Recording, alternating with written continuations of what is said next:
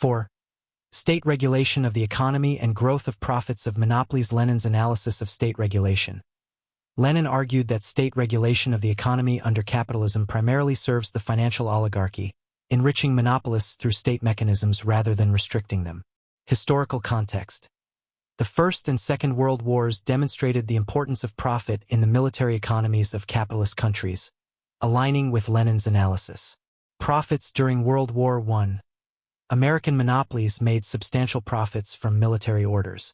The U.S. Steel Corporation's war profits amounted to $888.9 million. Profit margins for monopolies in ferrous metallurgy during the war ranged from 25% to 7,856% for different goods. The profits of American corporations from 1914 to 1920 totaled over $53 billion before taxes. Senate and House investigations. A Senate commission revealed massive profits for monopolies during World War I. The House of Representatives, led by Graham, found that unnecessary factories were built with state funds, and monopolists dictated product prices. Government subsidies often ended up as non-repayable loans to monopolists. Monopolies' gains. Monopolists expanded production and improved technology using state resources. 150 coke plants were built with government funds for ferrous metallurgy. $16.7 million was in non-repayable loans. The War Department received no useful byproducts from these plants. Lenin's critique. Lenin criticized American billionaires for enriching themselves during World War I, making other countries economically dependent on them. He highlighted the dirty deals and agreements that led to immense wealth for a few, at the cost of widespread suffering and loss of life. World War II. American monopolists continued to profit even more during World War II. Corporate profits increased sharply with the war in Europe, furthering monopolists' gains. The disparity between the growth of profits and the growth of production in American industries during World War II, emphasizing the increased exploitation of the working class and the influence of monopolies on government policies. Here are some key points.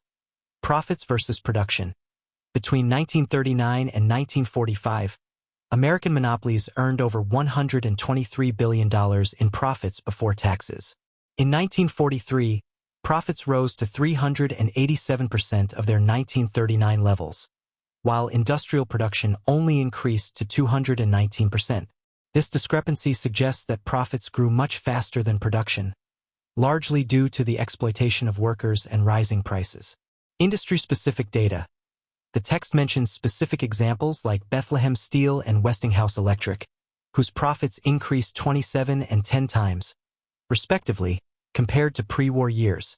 In the textile industry, profits rose significantly, further indicating that profit growth outpaced production growth. Government and monopoly influence.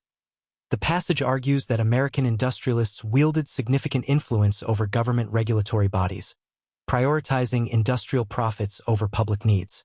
This included the state's purchase of surplus supplies to protect industry interests, even when unnecessary.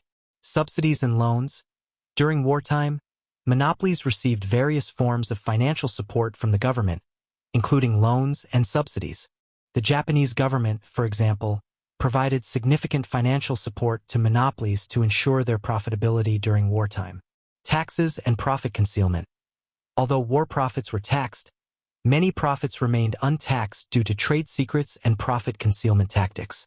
Lenin's writings are cited to illustrate how companies could hide profits, rendering tax measures ineffective. Redistribution of wealth.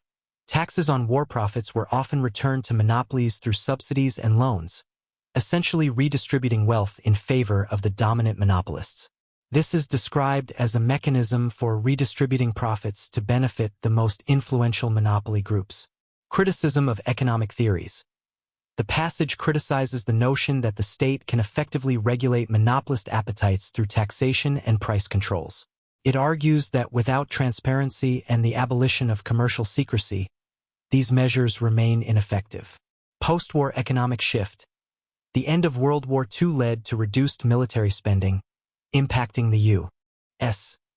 economy and monopolies that thrived during the war. Decrease in military spending. U.S. military spending peaked in 1944-45 at $84,569 million and decreased significantly by 1947-48, affecting industrial output and corporate profits. Economic regulation changes. To combat declining profits, measures included selling state-owned enterprises cheaply, changing monopoly taxation, ending price controls, and initiating the Marshall Plan. Corporate profits and exploitation. Despite reduced production, corporate profits soared post-war due to increased worker exploitation and government support. Tax benefits for monopolies. The abolition of excess profit tax and lower corporate taxes post-war benefited monopolies, while the burden fell on workers. Government and monopolies. Monopolies received tax breaks and refunds, leading to significant disparities between corporate and worker taxation. Marshall Plan impact. This plan expanded U.S. markets abroad, with government funding increasing exports and covering monopoly losses. Militarization and profit. Post-1948, military spending grew, benefiting large monopolies through lucrative contracts, particularly during the Korean War. Concentration of military orders. The largest monopolies captured the bulk of military orders, ensuring massive profits. Exploitation of workers. The rise in corporate profits was largely due to increased exploitation of the working class and favorable military contracts. Price control mechanisms. Post-war price control aimed to enrich monopolies rather than stabilize prices, highlighting the influence of financial oligarchies. Government regulation criticism. Regulatory bodies were seen as tools to boost monopoly profits rather than genuinely control prices, causing internal dissent.